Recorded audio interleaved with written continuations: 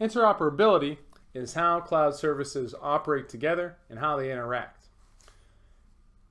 One of the key features when it comes to interoperability is an application programming interface, API. API allows software to interact with one another and exchange data in a way that makes sense to each application. So it kind of acts like a translator between two web applications or two applications in general.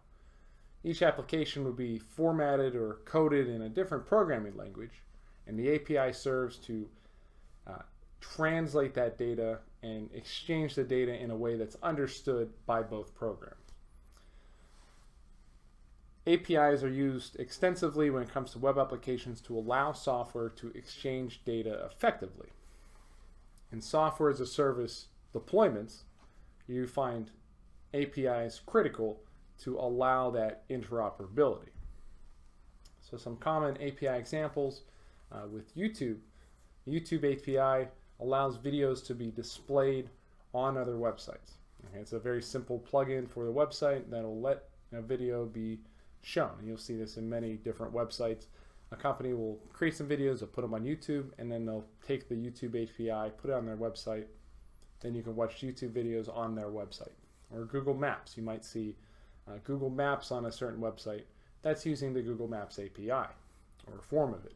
And Facebook API allows people to sign in to certain websites using their Facebook credentials. So they're authenticating through Facebook, and that Facebook API allows that website to accept those Facebook credentials in lieu of another account or create an account using existing Facebook credentials. Besides software as a service deployments, interoperability can describe how different operating systems interact or how operating systems interact with applications. So in platform as a service, the CSP updates and maintains the operating system, as we know. And you need to, when it comes to a cloud computing environment, this can create problems with different software that the customer wants to install on the operating system and then the operating system itself. So if the customer has specific needs for their software, they may need to negotiate those terms with their cloud service provider to only be offered certain operating systems or operating systems that are only updated to a certain extent, just to avoid any of those conflicts, those compatibility conflicts with the operating system.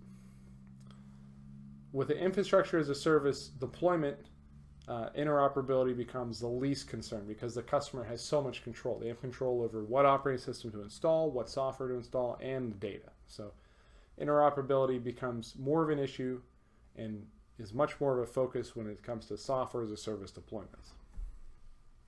Portability describes how easy it is for a customer to retrieve data or to transfer data out of a cloud environment.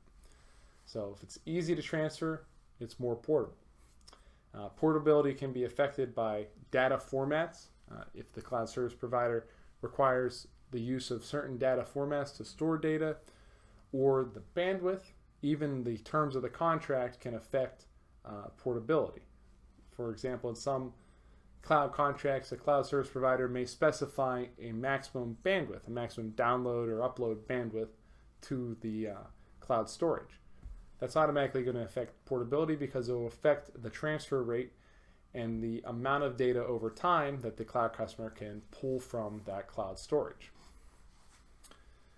Data portability is incredibly important to changing CSPs, and it definitely needs to be focused on when it comes to negotiating a contract with the cloud service provider. So at the very beginning, portability needs to be considered. You have what's known as vendor lock-in and vendor lock-out. Vendor lock-in can occur when there's zero portability, when a cloud customer cannot transfer their data to another cloud environment. And portability is also considered when transferring data from different deployment types. So say a company is expanding their private cloud to include some aspects of a public cloud.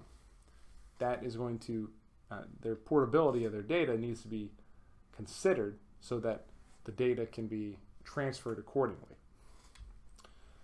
Portability can also be affected by cost. Prohibitively high costs can affect data portability simply because the organization won't have the resources to transfer that data. Reversibility is very similar to portability, but it's the ability for the customer to transfer data back from a cloud service provider to their own control. So it's basically taking all the data, not transferring it to another cloud service provider, but transferring it back to the customer's control entirely. Reversibility is particularly important, say, if an organization uses a cloud provider for disaster recovery or business continuity. So an organization might have a cloud server as their alternate processing site. So the site that the organization would use in the event of a disaster. Say their primary site, their primary processing site is down. Maybe there's a power outage. So they start using the alternate processing site. And when the disaster is over, the organization needs to retrieve their data from the alternate processing site and reestablish the primary processing site.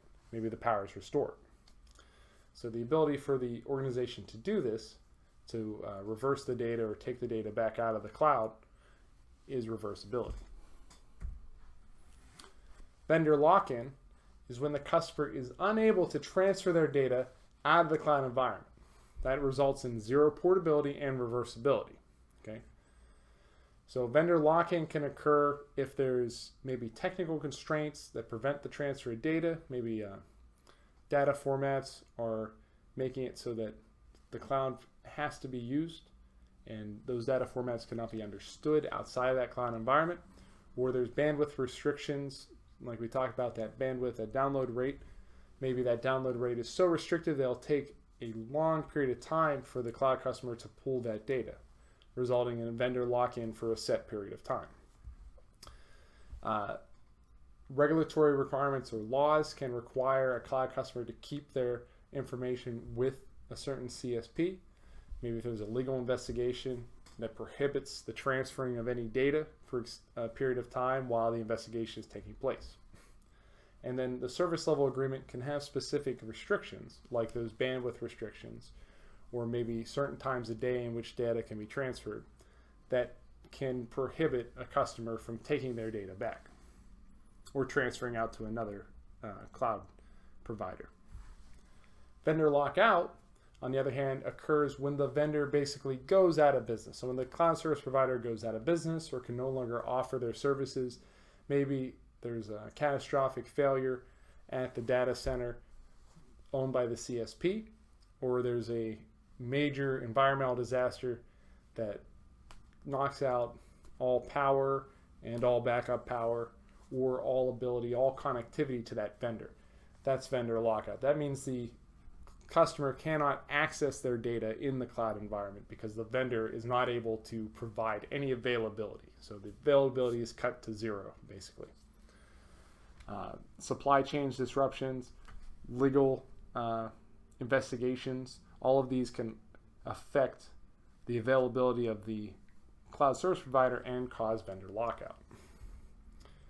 And vendor lockout often leads to financial costs for the cloud customer, loss of data, loss of capital expenditure, the price that they paid for the cloud services.